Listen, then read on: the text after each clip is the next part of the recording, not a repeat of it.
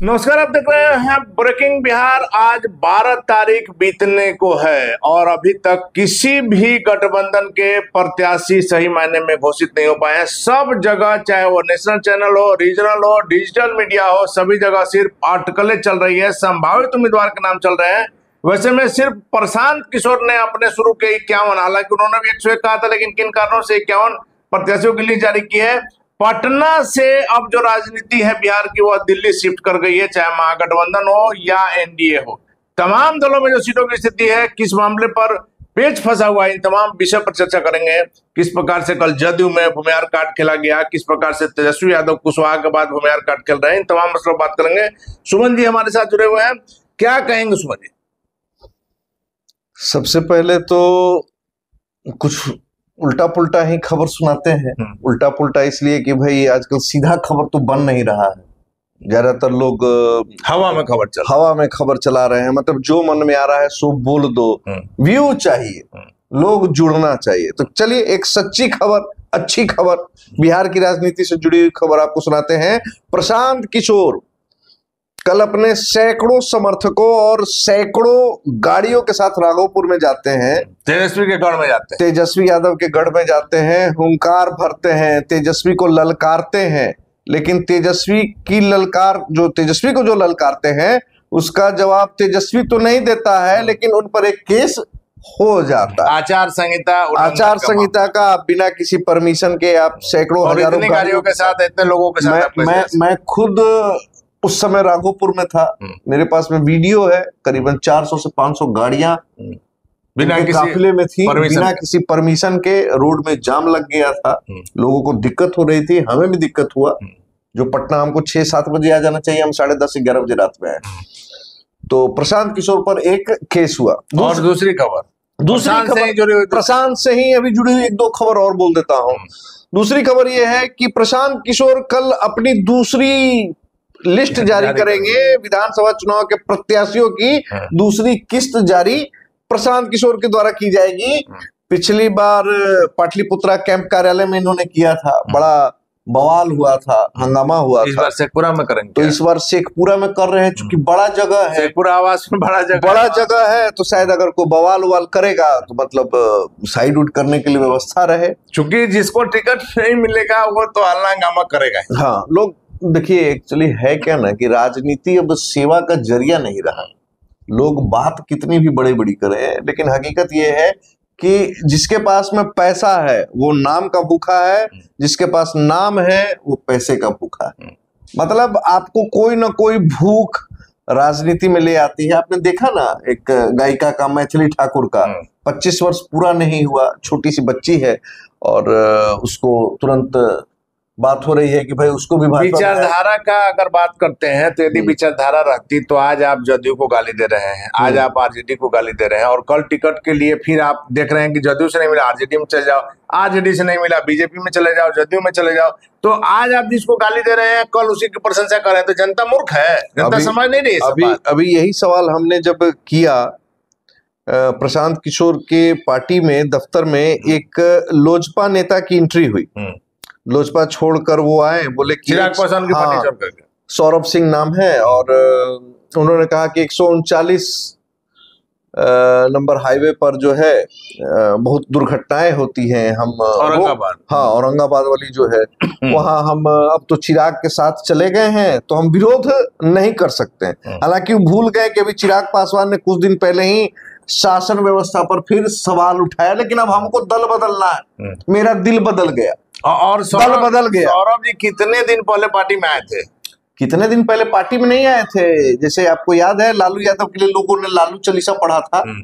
हाँ, बड़ा उस आदमी की प्रशंसा हुई थी। तो सौरभ जी तो कुछ दिन पहले तक चिराग चालीसा पढ़ते थे। अब उनको चिराग बुरा लगने लगे। हालांकि उन्होंने ये भी बड़े समझदारी का उपयोग किया, माफी चाहूंगा। बुरा लगने लगे ऐसा कुछ नहीं उन्होंने कहा कि हम आज भी उनकी बड़ी इज्जत करते हैं। तो साथी रिपोर्टर ने पूछा भी कि यानी आप उधर का भी दरवाजा भी खुला रखना चाहते हैं? हम व्यवस्था से लड़ने आए, चिराग पासवान के साथ रहकर हम व्यवस्था से नहीं लड़ सकते हैं। हम 2022 में जब आए थे चिराग पासवान के पास में, तो चिराग पासवान उस समय सिस्टम से बाहर थे, सत्ता से बाहर थे। तो हम उनके साथ, मतलब उनका कहना है कि अगर कल को प्रशांत किशोर अगर सत्ता में आ जाएंगे ना तो इस सत्ता से बाहर फिर चल जाएंगे, कहें कि तो विरोध करना है, संघर्ष। अब आप समझ लीजिए कि लोगों के किस प्रकार की दलीलें हैं। टिकट को लेकर के क्या कहिएगा? जो पटना से जो सारे नेता जो है वो दिल्ली शिफ्ट कर गए हैं, आप यह कह सकते हैं कि बिहार की राजनीति दिल्ली शिफ्ट कर गई। यही तो दुर्भाग्य है, यही तो दुर्भाग्य है कि बिहार का फैसला बिहार के लोग दिल्ली में बैठ के करते हैं। इससे बड़ा दुर्भाग्य क्या होगा? सब पार्टी यही कर रहा है। वाम दल को छोड़ दिया जाए तो लगभग हर दल यही काम कर रहा है। क्या महागठबंधन, क्या एनडीए सीटों को लेकर के खींचातानी चल रही है, और लगातार हम कह रहे हैं कि जो भी खबरें चल रही है वह सब अटकलें हैं, सब संभावित है, सब जो है कयास लगाए जा रहे हैं, किसी के पास ऑथेंटिक जानकारी नहीं। हम थोड़ा सा इससे असहमति प्रकट करेंगे, थोड़ा सा असहमति प्रकट करेंगे। हम लोगों ने भी खबर चलाया है चिराग पासवान की संभावित सीटों के बारे में। जाहिर सी बात है कि चिराग पासवान ने अपनी सीटों की जो घोषणा है उसको बहुत, मतलब नहीं होता है कि लॉकर में जिसे ताला बहुत गोपनीय रखा गया। हाँ, लेकिन फिर भी आपके तो दूत लोजपा में हर जगह है। हाँ, लोजपा में तो भाई विशेष दूत हैं आपके पास में सूचनाएं आ गई, लेकिन ऐसे ही दूत कई अन्य चैनल्स के पास में भी हो सकते हैं। लेकिन जिस प्रकार से लिस्ट को पेश किया गया, बताया जा रहा है, उससे देखकर कभी कभी हंसी भी छूट रही है। हम इसमें एक बात जोड़ना चाहेंगे कि आप याद कीजिए, हमने जब वो लिस्ट जारी किया तो हमने कैंडिडेट का नाम नहीं लिया है कि सिर्फ एक राजू तिवारी का कहा था कि गोविंदगंज से उनका सीट कंफर्म है, लेकिन जो लोग संभावित चला रहे हैं कैंडिडेट के नाम के साथ साथ उस जगह का नाम चला रहे हैं, जब लिस्ट जारी होगी तो उनको एहसास हो जाएगा और देखिएगा कि फिर कैसे वो लोग बात बनाएंगे। अब देखिए, सबसे बड़ी बात है कि मान लीजिए कि हम 6 महीना से किसी के लिए कोई हमको लाभान्वित कर रहा है, तो बेचारा को अंत समय तक तो हमको, आप तो मूर्खे ना बना रहे हैं। फिर तो राजनीति में नेता मूर्ख बना रहा है तो कुछ चैनल भी बेवकूफ बना रहा है। राजनीति में लोग कहता है ना कि नेता लोग जो है हम लोगों को, मतलब आप दिलासा देकर झूठा नाम दे रहे हैं कि भाई सुमन कुमार जी फलाना जगह से इनका नाम पक्का है। हाँ। तो कब तक? जैसे लिस्ट जारी होगा आपको हकीकत कैसा हो जाएगा? बिल्कुल जारी हो जाएगा, लेकिन अंत तक तो हम कहेंगे ना कि हम आपका नाम का चर्चा किए, फलाना मंत्री से किए, विधायक से किए। हाँ, नहीं तो हम आपके लिए दौड़े, क्या कहें, मेरे प्रयास तो था, लेकिन विधायक जी कर, मंत्री जी, डिप्टी सीएम या और किसी का भी नाम ले लेंगे, सेंट्रल मिनिस्टर का, वही लगता है थोड़ा सा नाराज थे आपसे। मेरे में कमी नहीं था, हमने अपना बात, हम पल्ला झाड़ लेंगे फिर बात। यही लोग कर रहा है। हकीकत देखिए, सच्चाई यही है। एनडीए की सीटों की घोषणा संभावित है कि आज हो जाएगी।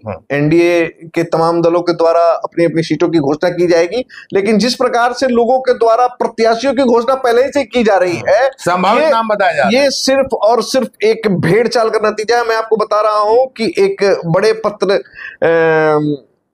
बड़े समाचार पत्र का डिजिटल संस्करण में बाकायदा इतनी हड़बड़ी थी कि विधायक प्रत्याशी का नाम तो सही लिख दिया गया, लेकिन 2 जगह विधानसभा का नाम गलत लिख दिया गया। देखिए, समझने की बात है कि जिस प्रकार से पत्रकारिता की बातें की जाती हैं, तथ्यों की बात की जाती है, सूत्र की बात की जाती है, इन्हीं सूत्रों पर तेजस्वी यादव ने कड़ी टिप्पणी की थी, तो तेजस्वी यादव की आलोचना हुई थी। हालांकि तेजस्वी यादव ने बिल्कुल सही बोला था कि आप सूत्र के नाम पर उल्टा पुल्टा कुछ भी चला दे रहे हैं।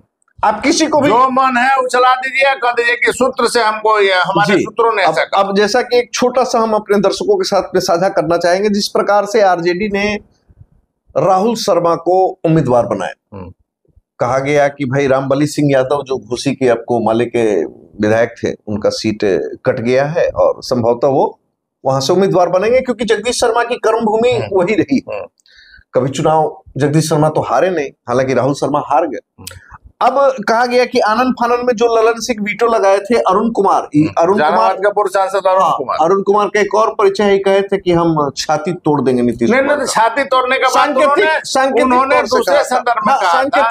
हम भी वही चीज कह रहे हैं, मतलब उन पर इतना नाराज हो गए थे अनंत सिंह के मुद्दे को लेकर। अरुण कुमार खरा-खरी बोलते हैं। हाँ, अरुण कुमार खरा-खरी बोलते हैं, और उन्होंने बोला था कि हम उस समय छाती तोड़ देने वाले मुद्दे को लेकर काफी राजनीति गरमाई थी। मेरा भी कहने का तात्पर्य वही था। जिस प्रकार से इल्जाम लगाया कि मुख्यमंत्री आनंद फानन में इनको वापस लाया गया, आनंद फानन में अरुण कुमार को वापस लाया गया और कहा गया कि नहीं भाई, मगध में भूमिहार छत्रप की एक जरूरत है, इसलिए वापस लाया गया कि मगध कहिए आप, घोसी इलाका, जगदीश शर्मा, अरुण कुमार, पूरे मगध में अगर कोई छाया है नहीं, हम रोकेंगे।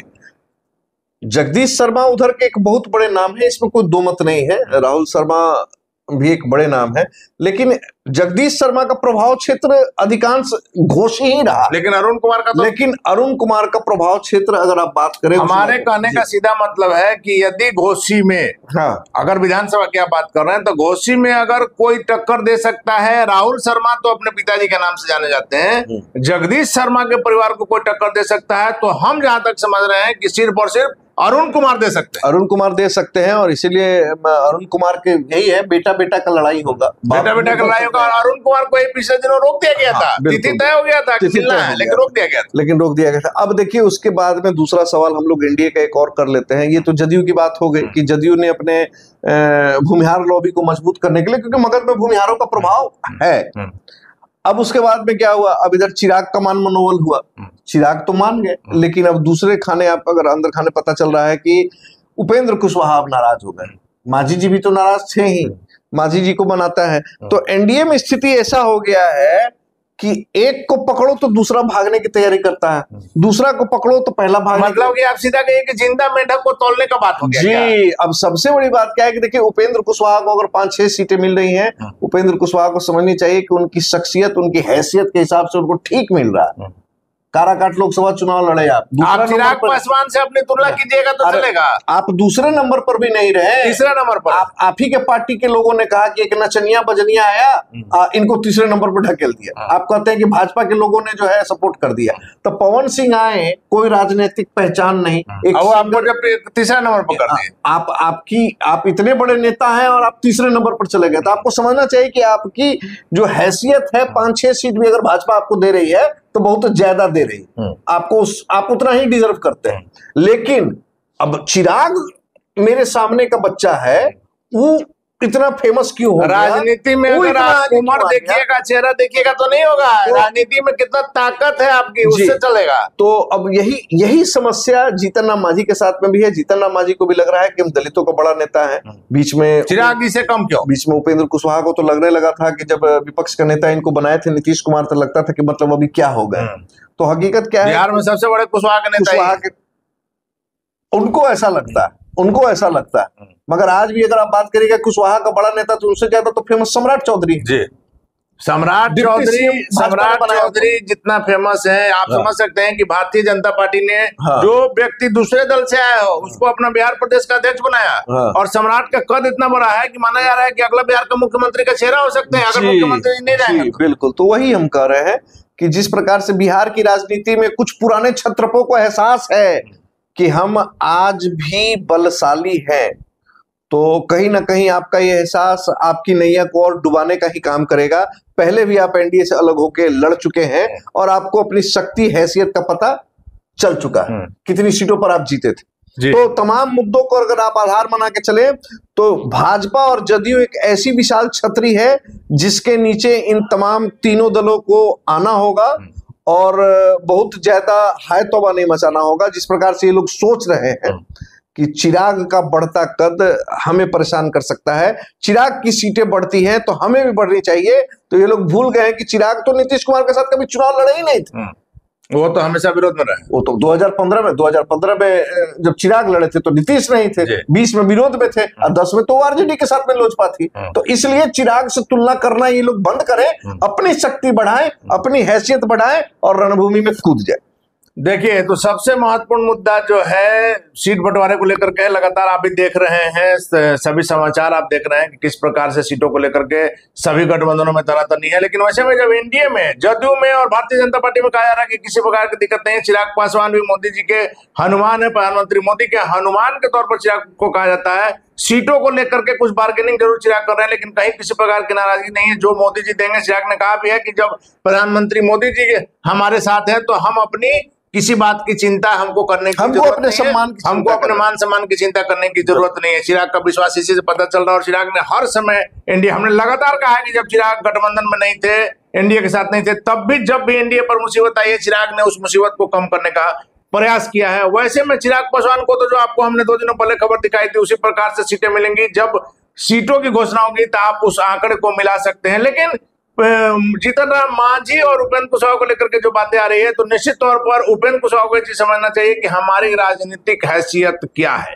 यदि हमको 5 सीट भी दिया जा रहा है तो बीजेपी हम पर एहसान कर रही है। यदि आपको बाहर का रास्ता दिखा दिया जाएगा तब आपको समझ में आ जाएगा। उपेंद्र कुशवाहा जी, किसी की भावना को ठेस पहुंचाना हमारा कभी मकसद नहीं रहा है, लेकिन राजनीति में ताकत देखा जाता है। और जीतन राम मांझी जो देख रहे हैं कि चिराग पासवान को ज्यादा सीटें मिल रही है, इसके बाद इनका भी जो नखरा शुरू हुआ है, इन सब मुद्दों पर क्या कुछ होगा, कहा जा रहा है कि आज शाम तक तस्वीर इंडिया की क्लियर हो सकती है। और तेजस्वी यादव भी दिल्ली में है। वैसे में क्या कुछ होगी तस्वीरें देखने वाली बात, फिलहाल बने रहे ब्रेकिंग वैक्स।